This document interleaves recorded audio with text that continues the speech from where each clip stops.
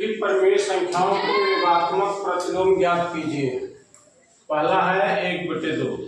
योगात्मक प्रतिलोम क्या चीज होता है कि जो भी संख्या होता है उसका विपरीत। जैसे 5 है, 5 का योगात्मक प्रतिलोम -5, यानी दोनों को जोड़ने से 0 आ जाएगा। 5 धन ऋण 5, 5 ये कोष्टक खोला, ऋण हो गया 5 बराबर 0। उसी तरह दिया है संख्या 1/2। इसका योगात्मक प्रतिलोम क्या होगा, इसका विपरीत निशान हो जाएगा, प्लस है माइनस हो जाएगा 1/2। दोनों को जोड़ने पर 0 आना चाहिए। 1/2 प्लस कोष्टक ऋण 1/2 बराबर 1/2। ये कोष्टक खोला तो धन क्या हो गया, ऋण हो गया 1/2। ये क्या हो गया 2 ले लो, 1 ऋण 1 माने 0/2 बराबर 0। समझ रहे? योगात्मक प्रतिलोम क्या लिखेंगे, योगात्मक प्रतिलोम माने उल्टा। योगात्मक प्रतिलोम माने उल्टा, विपरीत जिसको बोलते हैं। 1/-1/2 हुआ। दूसरा है ऋण 3/8 का योगात्मक प्रतिलोम, माने ऋण 3/8 का उल्टा, संख्या वही होगी 3/8। ये ऋण है, इसका विपरीत क्या होगा, धन। ये इनको दोनों को जोड़ लो, ऋण 3/8 धन 3/8।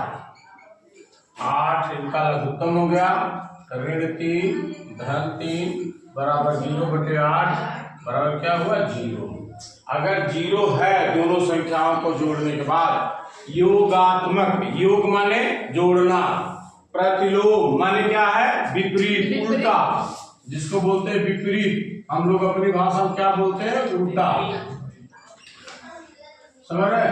योगात्मक माने जोड़, योग माने क्या होता है, जोड़। तो वही जो है दो, इसका उल्टा दोनों को जोड़ने पर 0 आ जाए तो वो होता है योगात्मक प्रतिलोम। तीसरा सवाल बता दे क्या है, 0 है। 0 का योगात्मक प्रतिलोम 0 होता है। योगात्मक प्रतिलोम क्या होता है, 0। क्योंकि 0 का कोई ऋण धन नहीं होता। ऋण 0 ऋण धन ये नहीं होता, धन 0 ऋण 0 नहीं है, इसलिए इसका प्रतिलोम क्या हुआ 0। चौथा बता दो क्या है, कोष्टक -4/-7। कोष्टक में -7। अब देखो ये क्या है, इसका माइनस माइनस प्लस हो जाएगा, इसको हम लिख सकते हैं 4/7। इसका उल्टा क्या, ये प्लस है, इसका उल्टा माइनस, संख्या वही है 4/7। योगात्मक प्रतिलोम ऋण 4/7 है। दोनों को जोड़ कर देखो, 4/7 धन ऋण 4/7, इसको जोड़ो 4/7 ऋण 4/7, ये हुआ 7 लघुत्तम हो गया, अंश सेम रह गया 4 - 4 बराबर 0/7 बराबर 0। देखो ये है निम्नलिखित प्रमेय संख्याओं के गुणात्मक प्रतिलोम ज्ञात कीजिए। पहला है 8/13।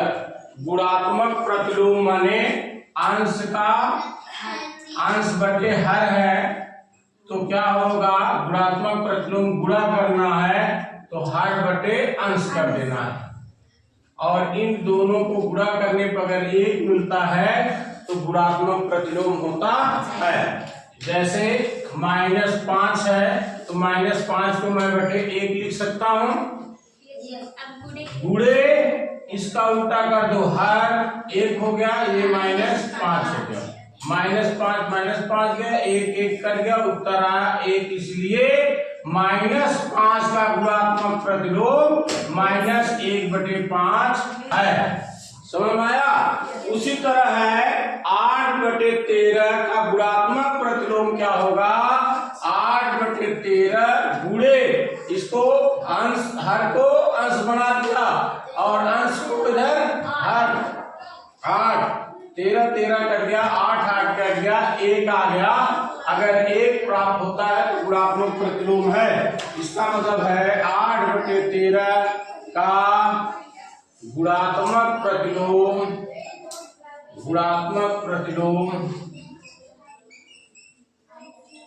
13/8 है।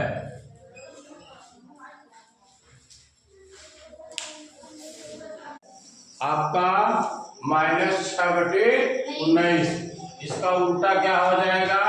गुणात्मक प्रतिलोम क्या हो जाएगा? इसका अंश का हर का अंश हो जाएगा। गुणात्मक प्रतिलोम हो जाएगा 19/-6। इसको देखो गुणा करके एक मिलता है -6/19 गुणे 19/-6। ये -6 कट गया, 19 कट गया, क्या मिला? 1। यानी गुणात्मक प्रतिलोम हुआ 19/-6। इसको हम लिख सकते हैं -19/6 भी लिख सकते हैं। क्या होता है? गुणात्मक प्रतिलोम माने गुणा करने पर 1 आए, योगात्मक प्रतिलोम माने जोड़ने पर 0 आए। तो ये हो गया गुणात्मक प्रतिलोम। इसका क्या हो जाएगा? गुणात्मक प्रतिलोम उसका अंश का हर का अंश कर देना बस। ये -16/17। अब देखो दोनों गुणा करो, 17/-16 गुणे -16/17। इसका 16 कट गया, 17 कट गया, क्या आया? 1। इसलिए गुणात्मक प्रतिलोम -16/17 है। चौथा भी है, क्या है? -9। अब देखो -9 को हम क्या लिख सकते हैं? -9/1 लिख सकते हैं। इसका उल्टा कर दो, गुणात्मक प्रतिलोम क्या हो जाएगा? गुणात्मक प्रतिलोम अंश क्या हो जाएगा? इसका हर का 1/-9। दोनों को देखो गुणा करो, -9/1 गुणे 1/-9। -9 से कट गया, 1 से कट गया, क्या आ गया? 1। इसलिए -9 का गुणात्मक प्रतिलोम 1/-9 है। 17 को हम क्या लिख सकते हैं? 17/1। गुणात्मक प्रतिलोम माने अंश का हर का अंश उल्टा करना है। ये क्या हो गया? 1/17। ये आपका गुणात्मक प्रतिलोम। आओ देखते हैं 17/1 गुणे 1/17। इसको 1, ये उत्तर कितना आया? 1। इसका मतलब गुणात्मक प्रतिलोम 1/17 है।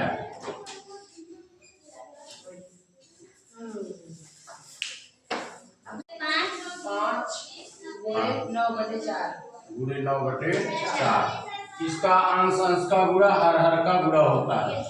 तो 9 दूनी 18/4 बचे 20।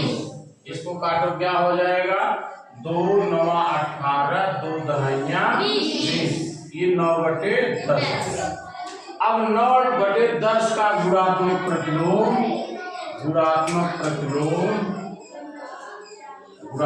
प्रतिलोम हो जाएगा आपका अंश का हर का 10/9। लेकिन क्या इस दोनों को गुणा करने पे एक मिलता है? 9/10 गुणे 10/9। ये कट गया, ये कट गया और ये आ गया 1। इसका मतलब इसका गुणात्मक प्रतिलोम 10/9 है।